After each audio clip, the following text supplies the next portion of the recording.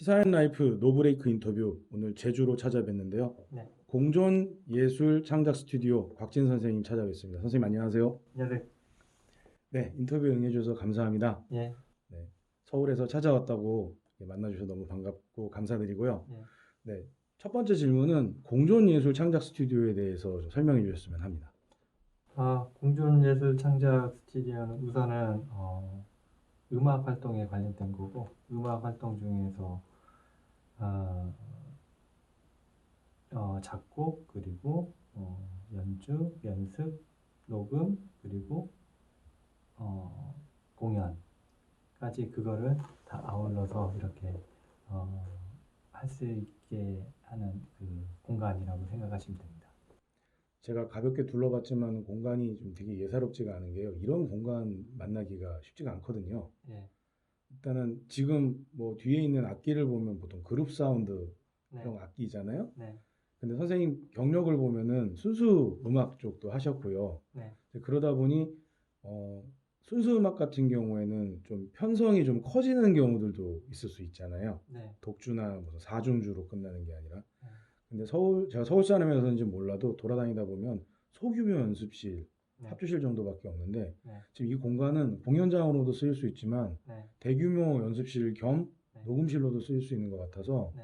이게 다목적 문화예술 공간이다 이런 생각이 좀 들었습니다. 보통 다목적이라고 얘기를 하면 그 목적이 뭐 예를 들면 카페도 있고 네. 뭐 무슨 음악도 있고 미술도 있고 이런 건데 음악을 원하시는 분들에게는 정말 다양한 목적으로 사용될 수 있는 네. 그런 공간이다. 네. 이런 느낌을 좀 받았습니다. 네네. 그리고 뭐 굳이 뭐 이름에서 나왔듯이 그 문화예술 쪽을 전문적으로 하시지 않은 일반인들도 와서 연습도 하고 이렇게 서로 공존하는 그런 취지에서 이렇게 좀 만들게 되었습니다. 방금 이제 그 공존이라는 단어를 쓰시면서 말씀하셨는데요. 네. 선생님 그 양력을 보면은요 순수 음악에서 출발을 해서 네. 대중음악 쪽까지 오시는 걸로 네. 그렇게 되어 있고요. 네. 그리고 학교 교단에서 교편을 잡기도 하셨는데 네. 대중적인 예술 활동까지 이렇게 아울러서 하고 계세요. 네. 그런 선생님의 생각이 공존이라는 단어로 표현이 되는 것 같거든요. 예. 예, 감사드립니다. 네.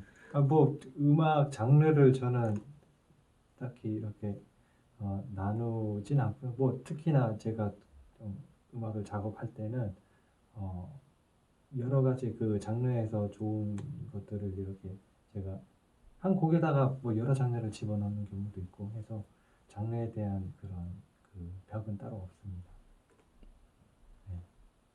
네, 아무리 서울 사람이라서 제가 제주를 잘 모르기 때문에 이렇게 말씀드리는 걸 수도 있는데 아무리 제주가 서울에 비하면은 그 건물에 대한 비용 부담이 적다고는 해도 이렇게 넓은 공간에 이런 시설을 갖추기는 쉽지 않으셨을 텐데요. 그리고 보통 우리가 알고 있기로는 문화예술을 한다는 게 큰 돈을 버는 그런 일이라고 생각하진 않잖아요. 네.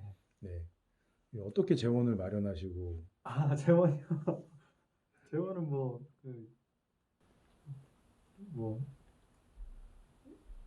지금까지 벌어놓은 돈이랑 그리고 빚으로 해서 이 공간을 만들었고, 그리고 제가 음악을 처음 시작했을 때가 아마 본격적으로 시작했을 때가 96년도 같아요. 네.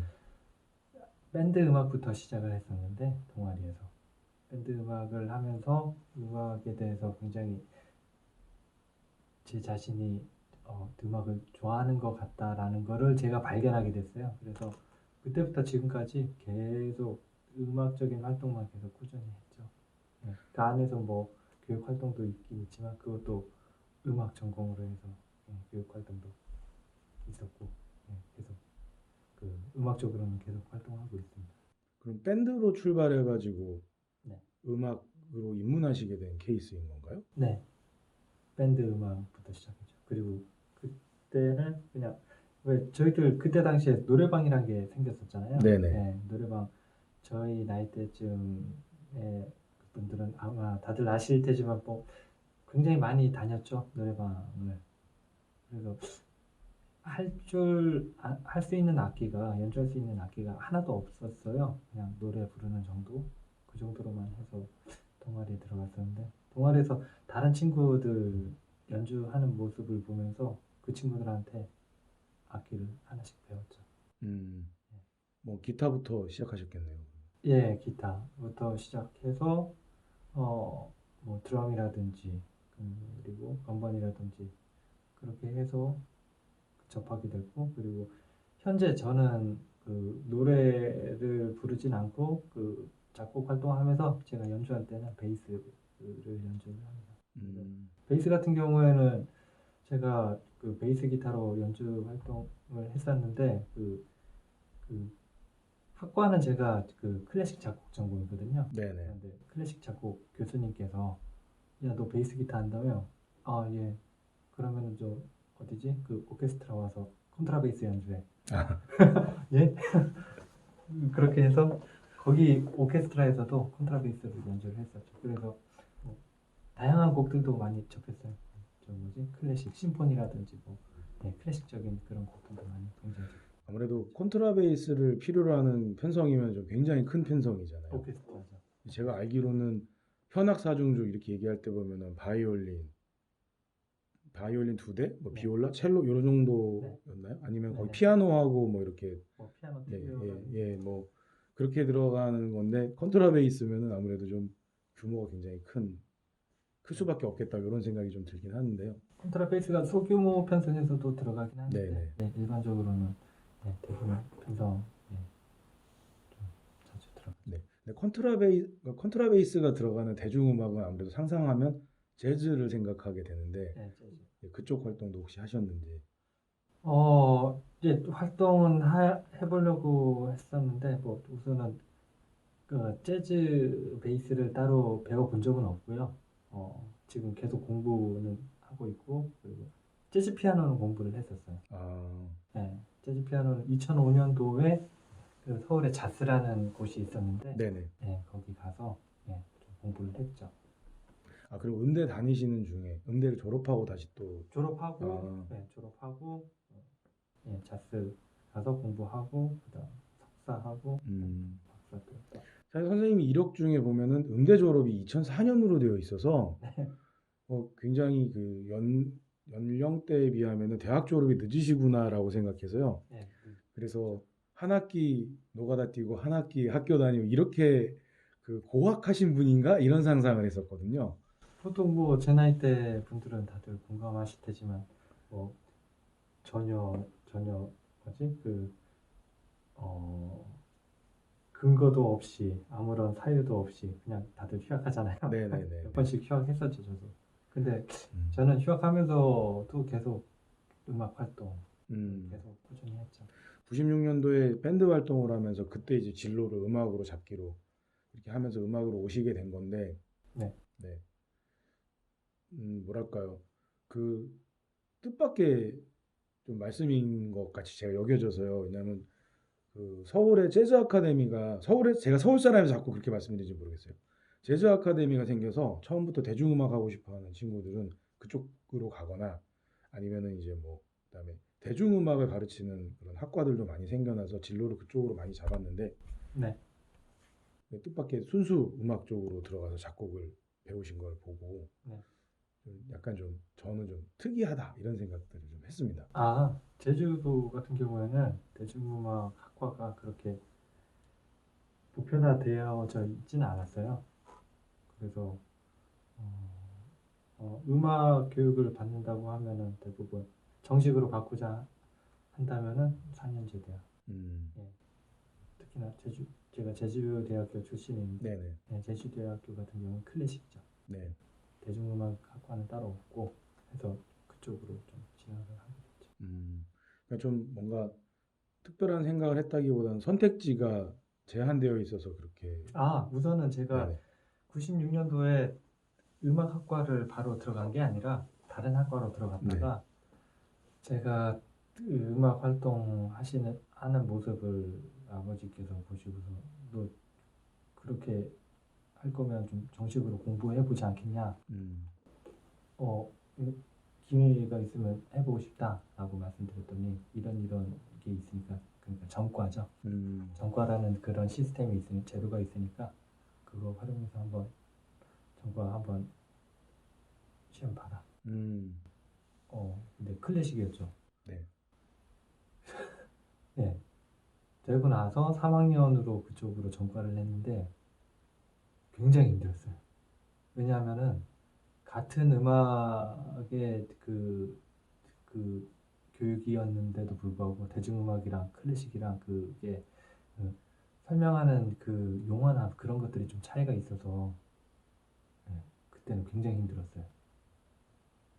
왜냐하면은 진짜 다른 세상 간 것 같은 그런 느낌? 밴드 음악 하시는 분들은 대부분 공감하실 거예요. 보통 저도 밴드 음악 했을 때 연주를 해야 된다 그러면은 타브 악보 보고 타브 악보가 숫자로 써져 있거든요. 네. 그런데 웬걸 그 클래식 가보니까 오선지에 이 오선지에 코드 따로 안 적혀 있고 음표로만 적혀져 있으니까 그것 때문에 굉장히 힘들었죠. 그리고 그 화성에 대해서 표기하는 방식 자체가 다르다 보니까 그거 배우는 것도 힘들었고 그리고 역사적으로 클래식은 굉장히 길잖아요. 네. 그 과거의 그 음악들을 공부하는 것 자체도 힘들었죠. 예. 왜냐하면 그 용어 자체도 다를 뿐만 아니라 굉장히 긴 역사를 가지고 있어서 그때 당시의 음악들 공부하는 것도 굉장히 힘들었어요. 옛날 르네상스나 뭐 바로크나 뭐 고전 시대나 굉장히 힘들었죠. 어찌 보면은 지금 이렇게 길을 걷도록 후원해 주신 분이 아버지다 이렇게 볼 수도 있겠네요. 네, 저희 아버지는 뭐 후원, 네, 후원도 후원이시지만 뭐 보통 제가 그 집에서 삼남 이녀 중 넷째거든요.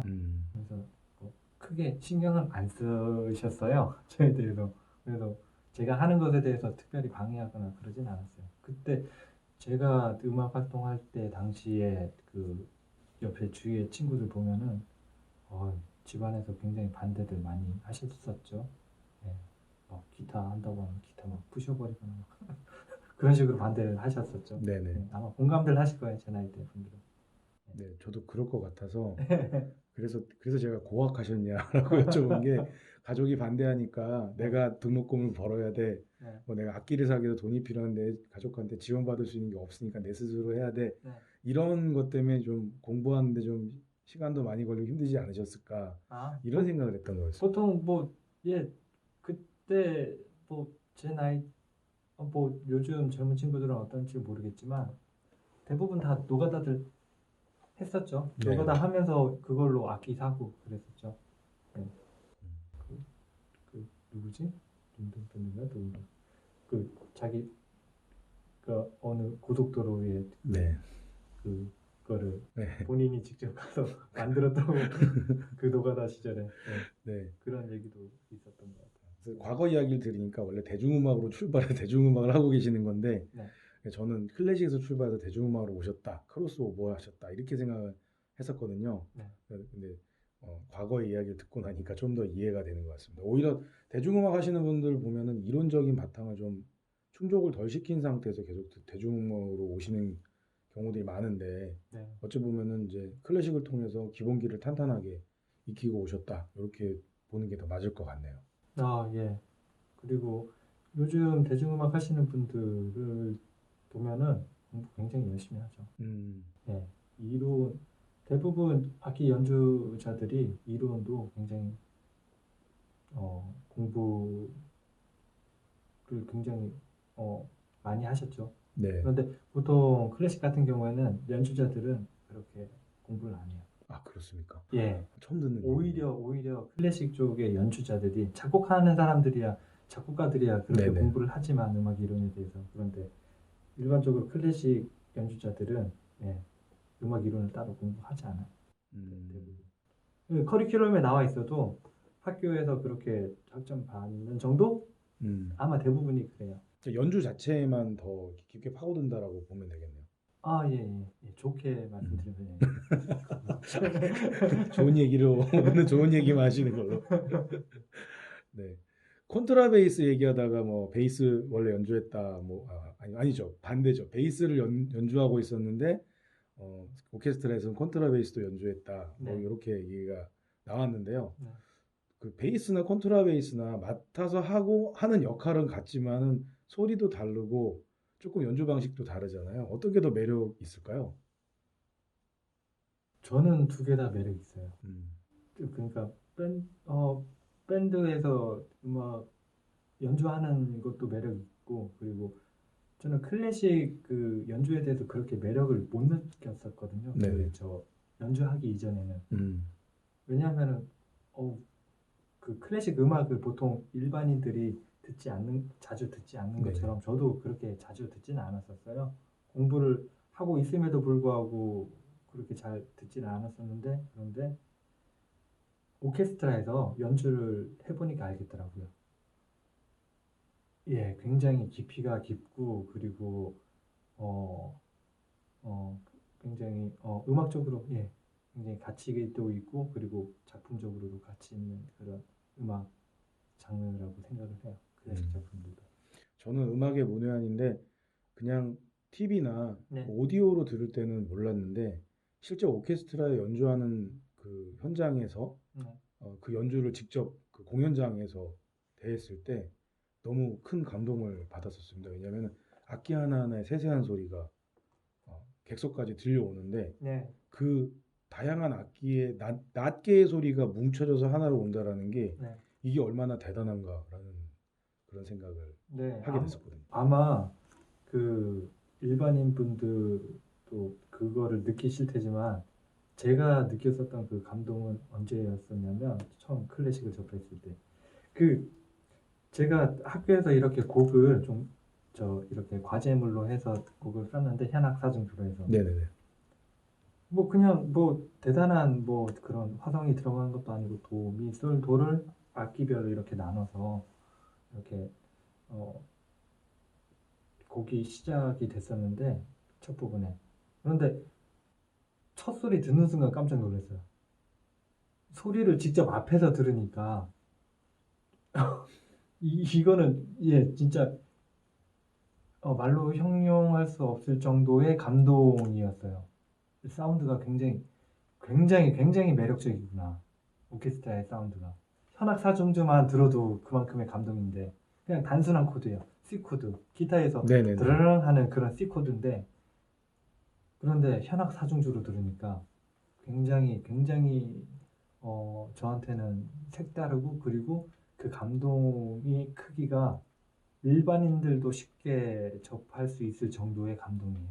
바로 음, 앞에서 연습을 시켜야 되니까, 음, 저도. 음, 근데 코드 하나 딱 연주한 것만으로도 저는 그 연주자들한테 칭찬했어요. 와, 소리 너무 좋다. 하면서 네, 그렇게 얘기를 했었어요. 네, 네. 그래서 그 클래식 음악 같은 경우에는 직접 현장에 가거나 아니면 바로 앞에서 들을 수 있는 기회가 있으면은 일반인들한테 좀 많이 추천을 드려요. 음, 왜냐면은 그 이어폰이나 스피커로 듣는 거랑은 확실히 다르거든요. 음, 진짜 확실히 달라요. 그건 제가 단언하면서 말씀드릴 수 있습니다. 네.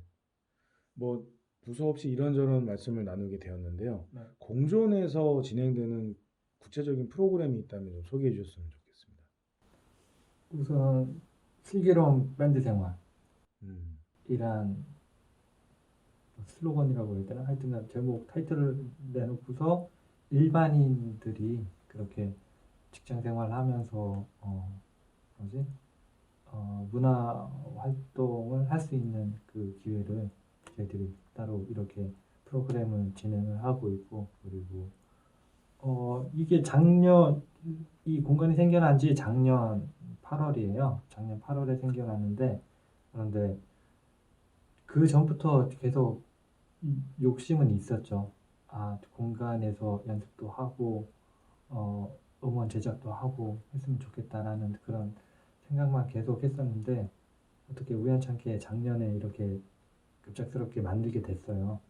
그래서 아마 그 뭐 조금씩은 이렇게 계속 뭔가 활동은 있었지만, 앞으로 저의 계획은 여기서 계속 공연도 하고, 그리고 제일 중요한 취지는 좋은 음악을 여기서 좀 만들었으면 하는 바람이에요. 음. 그러면 그 음악의 지향점은 대중음악이든 클래식이든 상관없어요. 상관없는. 예, 제가 저 자체가 그러기 때문에 음. 그러니까 음악의 장르 상관없이 저는 좋은 음악은 앞으로도 꾸준히 계속 만들고 싶은 바람입니다. 다양한 교육 활동도 전개하시는 걸로 알고 있는데요. 네. 뭐 최근에는 코로나 때문에 막 그 사람들을 만나기가 어려우니까 네. 그런 활동들을 많이 못 하고 계실 것 같은데 어떠한 교육 활동들을 진행해 오셨는지도. 우선 제가 이제 음악 분야에서 뭐 여러 가지 다른 분야로 이렇게 나누어질 수가 있지만 음악 자체가 그 안에서 그 뭐지 컴퓨터 네. 프로그래밍 쪽에 관심을 가지고 있어요. 그래서 그거 관련해서 2012년도인가 F 로직 그 프로 9이라고 있었는데 그 보통 음원 제작하는 그 네네. 프로그램이죠. 예. 그거 자격도 취득을 해서 그리고 그래서 그걸 가지고서 교육 활동도 계속 꾸준히 하고 있고 그리고 뭐 음악 이론 그리고 예 아마 음악 이론 그리고 컴퓨터 음악 쪽에 그 교육 활동을 좀 하고 있어요. 그 두 가지. 제주 작곡가협회 부회장을 역임을 하고 계시다. 현재 역임 중이시다 이렇게 알고 있는데요. 네네네. 그 클래식 쪽에 계시는 분들로 이렇게 구성되어 있을 것 같은 느낌이거든요. 네. 그쪽에서는 이렇게 컴퓨터 음악을 하거나 이런 거에 대해서 뭐 부정적으로 보시지는 않으시나 봐요. 그 음악 하시는 분들은 대부분 다들 아실 테지만 네. 클래식 음악이라고 해서 전통적인 그런 연주 방법이나 그런 거를 하지는 않아요. 그것만 고수 하지 않아요. 특히나 작곡하시는 분들은 현대음악 작품들 들어보시면은 대부분 컴퓨터로 이렇게 활용을 해서 작품 활동을 하시거든요. 아, 클래식도 그렇게. 예, 네네. 그러니까 클래식이 오히려 더 진보한 그 컴퓨터를 그 활용하는 기법을 사용을 하죠. 예. 보통 현대음악을 많이 들을 수 있는 게 SF 영화나 공포 영화에서 거기 나오는 네네네네네. 배경음악 보면 다 현대음악들이거든요. 아, 현대음악 느낌이 나죠. 그쵸. 예, 약간 예. 좀 기괴한 소리 나고 이런 거 네네네네. 보면은 네. 예, 그래서 그런 실험들을 컴퓨터 음악으로 이제 실험을 하시는 거군요. 클래식 작곡가들이 많이 해요. 아, 그런 실험들을. 어, 슈토카우젠, 그 이름이 생각이 안 나네. 그 스테레오로 우리가 음악을 듣잖아요. 네. 그 스테레오로 음악 들을 때 그 스테레오의 그 입체감을 실험한 것도 클래식 작곡가예요. 대중음악 쪽이 아니었고. 아, 그렇군요. 네. 그래서 그분 이후부터는 다 스테레오로 음악을 감상하죠. 네. 그래서 클래식 음악이라고 해서 옛날 고전적인 그런 작품 활동만 하는 게 아니라 굉장히 진보된 그런 음향이라든지 소리를 만드는 작업들을 굉장히 많이 하죠. 네. 그쪽이 오히려 더 굉장히 앞서 나가 있어요. 네. 선생님 덕분에 제가 잘못 알고 있었던 상식이 이제 다 깨졌습니다. 아, 예. 네, 저는 이 미디나 이런 컴퓨터 음악은 대중음악 하시는 분들만 그런 분들만 하는 음악이라고 생각했는데 예. 오히려 원조는 클래식이다. 클래식에서 이걸 더 많이 원한다. 예, 클래식 현대 작곡가들이 더 많이 네네. 나오죠. 덕택에 또 클래식은 계속해서 발전되고 있다는 것도 이제 알게 되었습니다. 네네네. 오늘 말씀 너무 감사드리고요. 네. 예, 인터뷰는 이 정도에서 마무리 지으려고 합니다. 네네. 공존에서 하시는 수많은 실험과 네. 또 대중과 어울리는 이런 실험들이 잘 되어졌으면 좋겠습니다. 네, 감사합니다. 감사합니다. 네.